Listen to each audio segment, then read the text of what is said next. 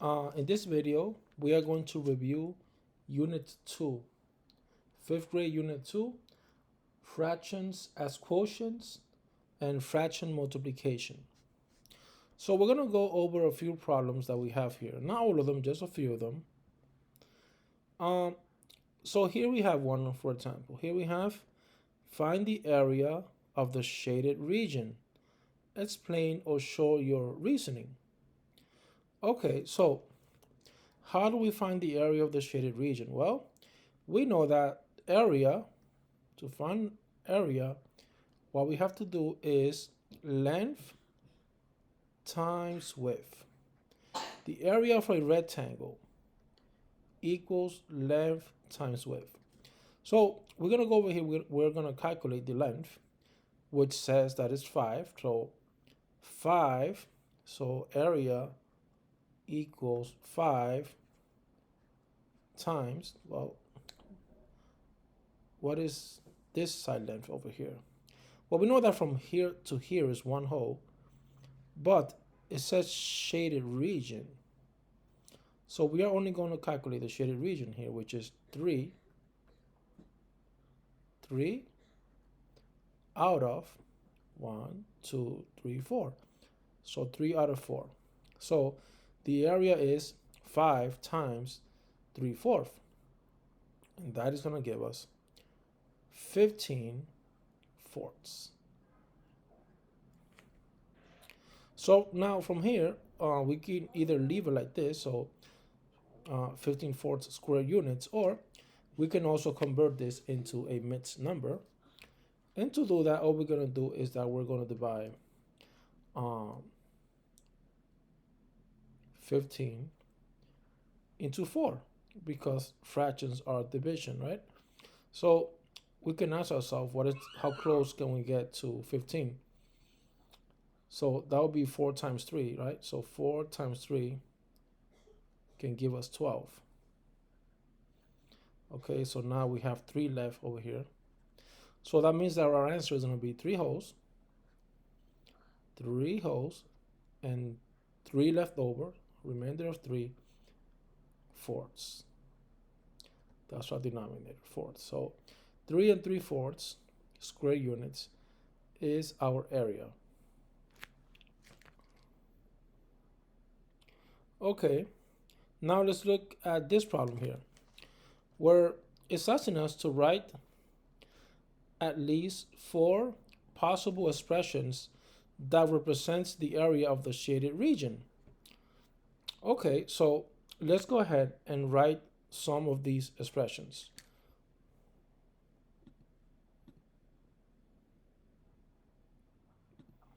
Okay, so of course we know that area equals length times width, and we are looking for expressions that represent area. So the first one that we should think of is precisely length. So this length from here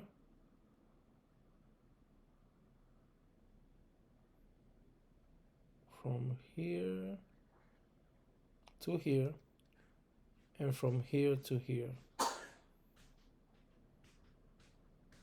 Okay, so actually this is meant to go over here. Actually, this is a mistake. This is a mistake right here. Okay, so we have 5 3/4. So our first expression will be 5 3/4 times 3, because like we said before, area equals length times width. So we have 5 3/4 times 3 is our first expression. What is another expression that we can make? Okay, well, again, we can do length times width, and over here we can either convert this into a improper fraction, or we can just count over here how many fourths do we have in total here. So we can count it 1, 2, 3, 4. So we can just 4 times 1, 2, 3, 4, 5. So that's 20. 20 fourths. 21, 22, 23. So that's 23 fourths. So this side is going to be 23 fourths. So again, so we can do 3 times 23 fourths. That is another expression for the area. We can confirm this here. 5 times 4 is 20, plus an additional 3 fourths is 23 fourths. So that's how many fourths are on this side. All right, so what is another expression that we can use? Another expression that we can use is we can calculate the area of the whole rectangle, right? From all the way from here to here. So how much do you have from here to here? Because here you have 5 and 3/4, right? You have 1, 2, 3, 4, 5, and an additional 3 out of 4. That's why you have 5 and 3/4. But what if we also include this one here? This unshaded region. So now you have not 5 and 3/4 now. Now you have 6. So let me change the color here. So now you have 6 now. On this side, now you have 6. And on this side, you still have 3. Okay, let me put it over here now. Okay, now you have 3. So now here we can do 6 times 3 as our new expression. So 6 times 3. But then now we have to subtract the part that we were not supposed to include. Because remember, we are only looking for the area of the shaded region. So now we have to subtract the part that we're not supposed to include, which are these individual 1/4, right? So we have 1/4, 1/4 over here, and another 1/4. Okay, so how many copies of 1/4 do we have? 3 copies, right? 1, 2, 3. So minus 3 times 1/4. All right, so far we have 3 expressions. Okay, another expression that we can use is that we can ask ourselves how many fourths do we have in total here? So each of these individual shaded regions are 1 out of 4, right? 1 out of 4, 1 out of 4, 1 out of 4, 1 out of 4. How many of these fourths do we have? Well, we know, we already said that from here to here we have 23 fourths, right? Let me change that, this color. Okay. Okay, so here we have 23 fourths, right? Over here. Oh, this is still green. Oops. Okay, there you go. So here we have 23 fourths. And over here, well, we also have 23 fourths.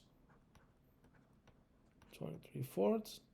And here we have 23 fourths. Okay,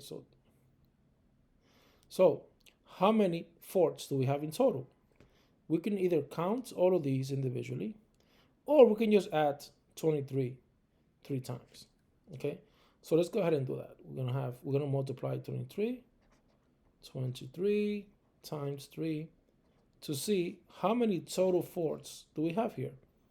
So we know that 3 times 3 is 9, and we know that 3 times 2 is 6. So in total we have 1/4 69 times 69.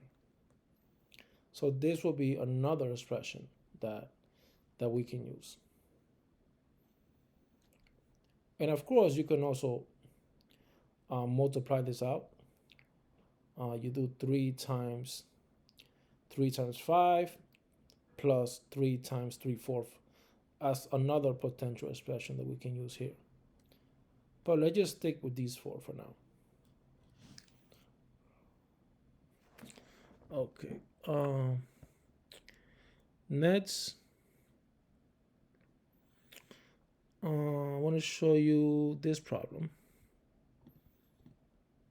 Okay. So here we have that Ashley bites 2/3 of a 10-mile race before stopping for a break. How many miles did Ashley bike before stopping? Okay, so we have 2/3 of something. 2/3 of 10. So what that means, so 2/3 of of a whole number like 10, that just means 2/3 times 10. That's what that means. So let's go ahead and do that multiplication. So we're going to multiply this whole number by our numerator. So that's going to give us 20/3. And that is our answer. But we want to show our answer as a mixed number. So let's go ahead and do that. So to do that, I can divide 20 divided by 3. So I'm going to go ahead and do 20 to see how many times can 3 go into 20. So I know that 18 is a multiple of 3. So I'm going to go ahead and write 3 times what will give me 18. So I know that 3 times 6 is going to give me 18. So 20 minus 18 is 2. So that's my remainder. So the answer is going to be 6 wholes, and a remaining 2 parts out of 3. So that is my answer. So how many miles did Ashley bike before stopping? Well, she biked 6 2/3 miles.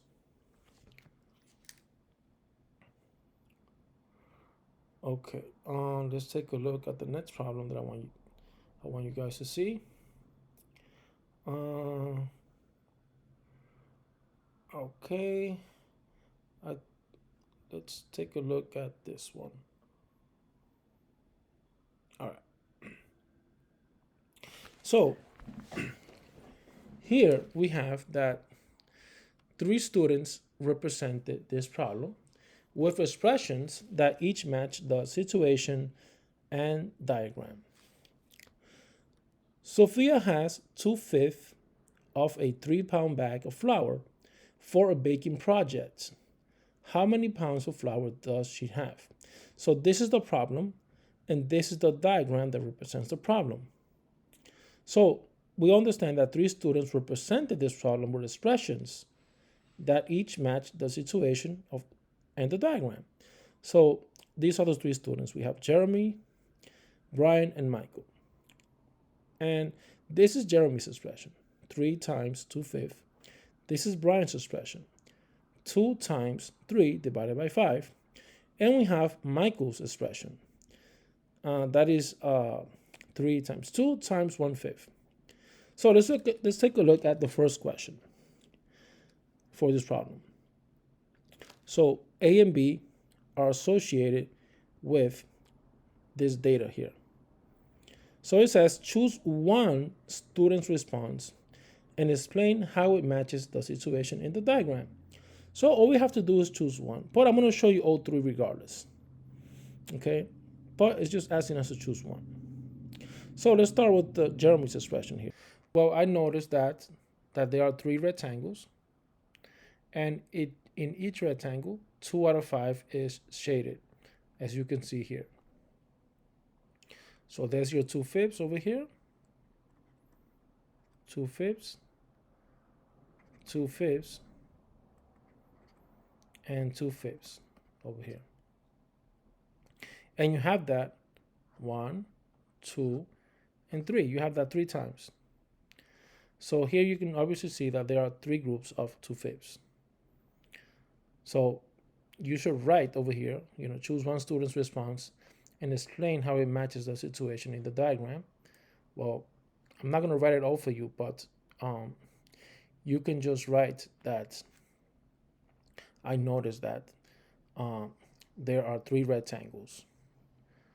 And that's why Jeremy started with a 3, and he multiplies that by 2/5, because in each rectangle, 2 parts out of 5 are shaded. And that will be enough to explain it. And again, this 3 times 2/5 comes from Sophia has 2/5 of a 3-pound bag. So that's 2/5 times 3, or 3 times 2/5. So now let's look at Brian's expression here. So Brian's expression, let's erase this.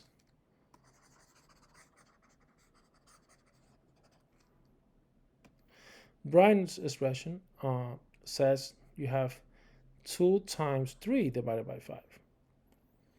Okay, so where do you see the 2 here? Well, I noticed there are 2 shaded parts right here, 1 and 2, 1 and 2, and 1 and 2. Where do I see the 3? Well, there are 3 rectangles. And where do I see the 5? Well, each rectangle is divided into 5 equal parts. 1, 2, 3, 4, 5. 1, 2, 3, 4, 5, right?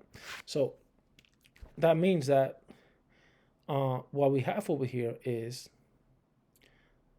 you can say that I noticed that each rectangle has 2 shaded parts, and there are 3 rectangles in total, and they are divided into 5 equal parts. And also remember that 3 divided by 5 just means 3/5. So, and that's going to give you the same as over here. That's going to give you 6/5. And this will also give you 6/5. Okay, let's look at Michael's expression now. Again, where do you see the 3? You notice that there are 3 rectangles. Where do you see the 2? There are 2 shaded parts. Where do you see the 1/5? That each of these shaded parts is 1 out of 5. 1 out of 5, 1 out of 5, 1/5, 1/5, 1/5, 1/5. Okay, so again, you're going to choose one student's response and explain how it matches the situational diagram. So if we were to choose Michael's expression, then we can say that I noticed that there are 3 rectangles, and in each rectangle there are 2 shaded parts, and each of those shaded parts is a 5th. So that's why Michael writes 3 times 2 times 1/5. And again, this represents the situation that Sophia has 2/5 of a 3-pound bag of flour for a baking project. And we want to find out how many pounds of flour does she have. Okay. And then the next question is, Jeremy and Michael use multiplication, but Brian uses division. So again, we have Brian's over here. He uses division. And why is Brian using division? Why are they using multiplication? Why are Michael and Jeremy using multiplication? Explain or show how it's possible for both multiplication and division to represent the situation. Okay. Well, we need to understand that there is a relationship between multiplication and division. Because, for example, Jeremy wrote 3 times 2/5 is this 2/5 just means 2 divided by 5 right here. So there's division already over here. Because fractions are division. And over here, Michael writes 2 times 3 divided by 5. So Michael writes 2 times 3 divided by 5. Okay, so this is the same as 2 times 3/5. And over here, the same thing is happening, right? 3 times 2 and 2 times 3 is the same thing. So they're going to give you the same results. And over here, they also give you the same results. 3 times 2 times 1. All of these are equal to 6/5.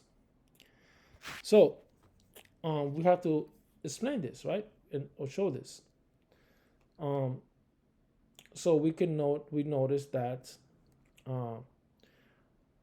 2 times 3 divided by 5 is the same as 2 times 3/5, because 3 divided by 5 is 3/5. So this is where the division and multiplication come in, right? And remember that 3/5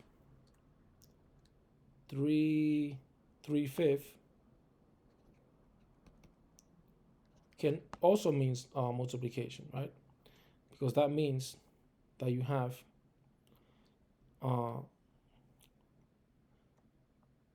3 wholes times 1/5. That's what that means. That's 3/5. You have 3 groups of 1/5. So you can see the relationship right here between division and multiplication.